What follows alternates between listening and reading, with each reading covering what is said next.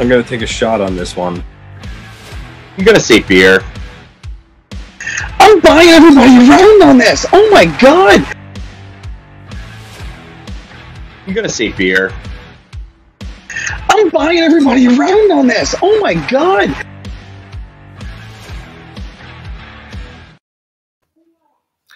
All right, so welcome back to Big Apple Hockey. I almost said it. Ha ha ha ha ha. Didn't though. So yeah, welcome back to Big Apple Hockey. We are going to do bar talk. You know what time it is. So this is where we gauge our confidence on various NHL topics by our choice of drinks. You're not confident in something? Take a shot. You want JMO? We got JMO for you. You want a beer? Stella, Michelob, Corona, Bud Light, whatever. We got beers for you. And if you're feeling happy, you're feeling generous, you love it, you're confident in it, you think it's going to happen for sure, buy everybody around. So let's start off.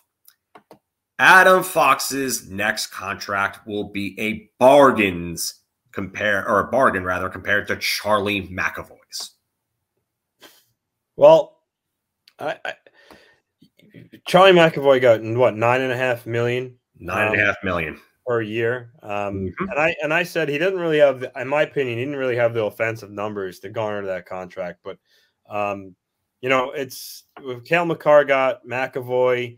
You saw what Werenski got, Darnell Nurse. Adam Fox is at least going to get $9 million. I don't think there's really any question about that. So, and I think based on his better offensive ability than Charlie McAvoy, I think, yeah, that absolutely would be a bargain. So I'm going to go around there.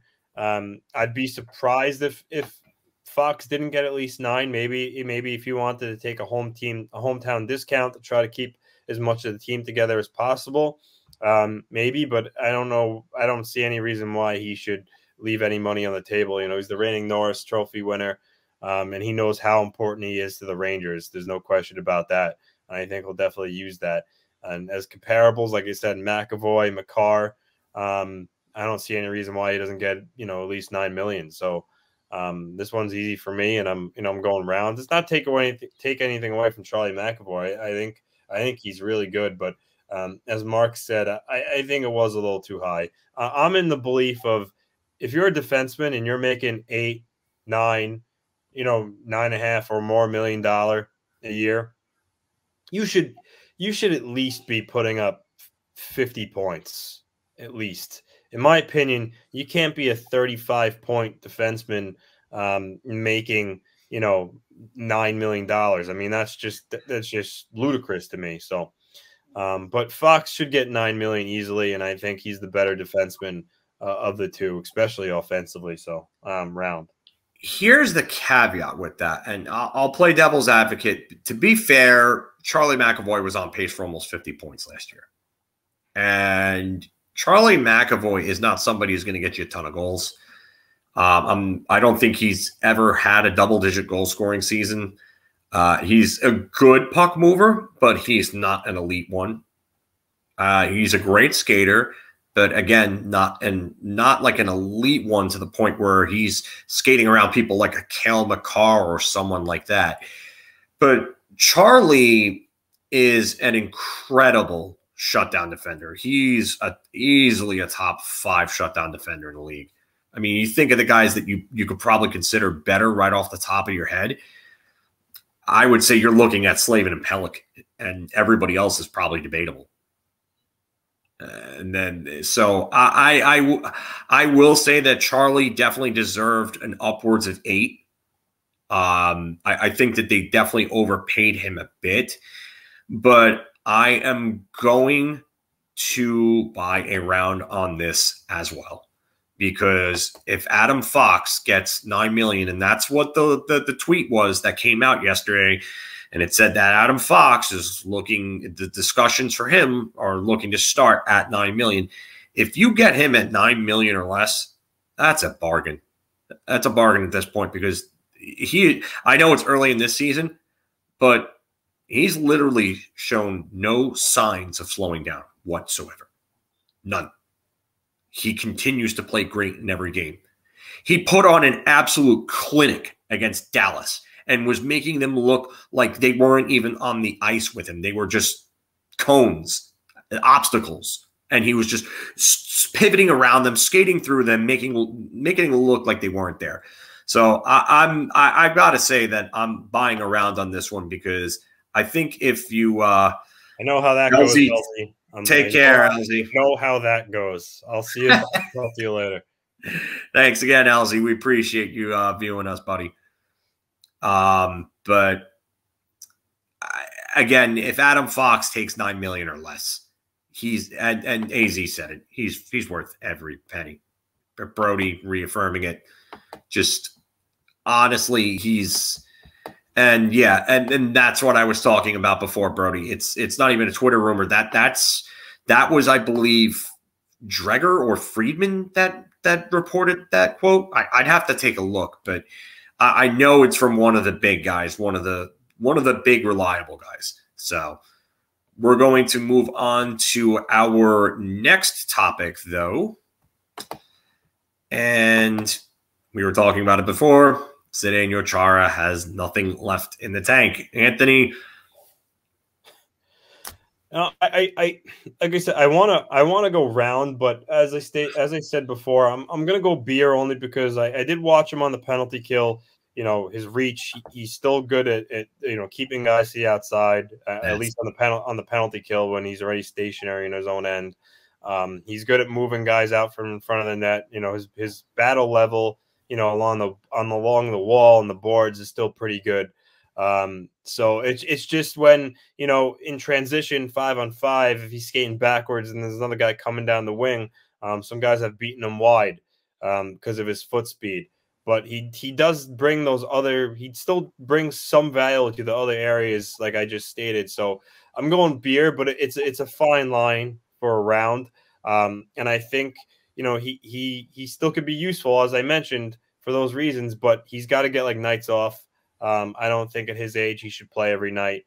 It was a good story when he first signed with the Islanders. It was cool start. He's ending where he started.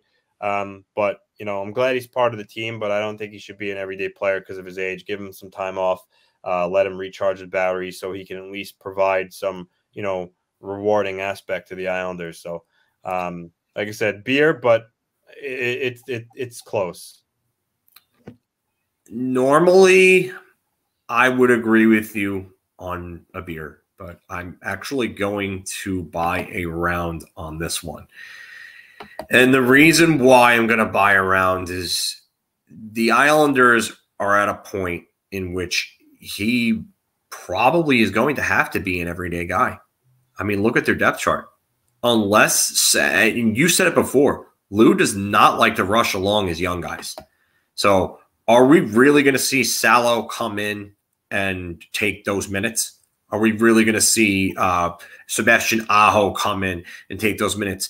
And if they don't succeed right off the bat, then he's going to continue to have to rely on Chara, who you're right about. He can't play every game. He's got to have games off.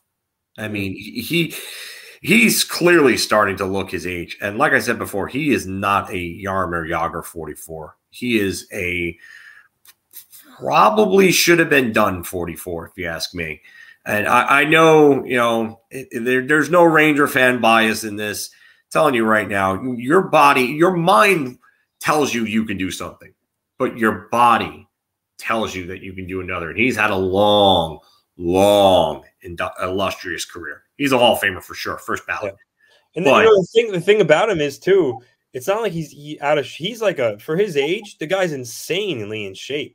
He's a guy that's known to take care of his body, and he's like I said, he's still a specimen. But sometimes you could be in great physical shape, but sometimes your legs still go, especially at that size and that age. It's a shame, but I'm with Rick on this one. I mean, he definitely has the smarts for the game still. That reach will always help him. I mean, can he be a guy that you shelter really in type of like a third pairing / penalty killing role? Yeah. Sure. But the problem is the Islanders don't have the pieces right now to put him in that role. So he's got to play above his station when you think about it. No. Well, yeah, I mean he's paired with Dobson, which is, I get it, helping the young guy out, but yeah, the thing about it is, you're right, because Chara's on the left side, but the guy who's below him on the left side is Andy Green, another old guy. So you're right, they don't have that other guy to to do it. But yeah, you're right, he does, like you mentioned and I mentioned, he has those capabilities still, his reach and his ability on the penalty kill and his strength to move people in front of the net. But and again, that's why I'm saying Beer not round, because like he still can be helpful in that role. But I am afraid at his age, if they play him every day, he's going to get even more burnt out. Yeah, and that's really why I'm saying round, is because they're going to have to at this point, unless they make a deal to address that. And I don't know what options are going to be available. No one's really going to look to make a trade right now unless it's an offer that they can't refuse. And if that's the case, then Lou would probably have to give up more than he would like to get that done. And Lou's shrewd. So he's not going to make that move right now or anytime soon. And no team should, because it's early. Yeah. But it's definitely something to be concerned about going forward. And we will go on to our next topic. Across the river, Jack Hughes will have a huge year. I'll start this one off. And I am going to go with a round. And 3 rounds in a row for you. What's up? 3 rounds in a row for you. This one was not my doing. This was Mark's doing. But I have been saying this for a while. I'm sticking with it. Jack Hughes is he's going to be a really good player. And to me, I think he ends up being somewhere around what Matt Barzal is. Both great skaters, both great playmakers, both guys who could probably benefit from shooting the puck a little more and having better shots, but they're both extremely talented, and Jack Hughes is eventually going to be a lot harder to knock off the puck, just like Matt Barzal is. So I will definitely say around there. He's already showing it, but he looked like he was showing signs of it last year. I think with the improved team around him, not that it's a greatly improved team, but they do have assets coming up that will help them obviously going forward. I'm gonna say round here. So, if you asked me this yesterday, I would have said round, but I'm saying beer only because of his injury yesterday. When you saw him skate off, his one shoulder he was favoring it. It was kind of hunched over and lower than the other. I don't know what the outlook yet is, but he didn't return and it didn't look very good. So obviously, if he's out for any stretch of time, that might affect his ability to have a huge year. But yeah, the kid has all the goods to break out, and I've been a proponent of saying that too. But I'm afraid what his potential this injury could have been might do to him. But there's no doubt he's immensely talented, and not before long he's going to be one of the top players in the league. But I'm just pausing on the round based on what his injury possibly might have been last night. I think he comes back, and I think he's gonna be all right. I mean, you got to remember Connor McDavid had that shoulder/clavicle injury in his rookie year, and he came back and he just picked up right where he left off. And I'm not saying Jack Hughes is Connor McDavid, but when you're at a skill level that high and you're drafted #1 overall for a reason, like Jack Hughes was, I think he's going to be all right. If it's a long-term nagging issue, then yeah, we might be looking at a problem there. Well, they might be looking at a problem there, I should say. But I think Jack Hughes will be just fine when it's all said and done. Hopefully, for the Devils' sake, he's not out too long because, like you said, that could put a damper on things. So, if you like that video, we got a lot more. So check out any of these that are right over here. And don't forget to like, share, and subscribe. Your ideas are intriguing to me, and I wish to subscribe to your newsletter.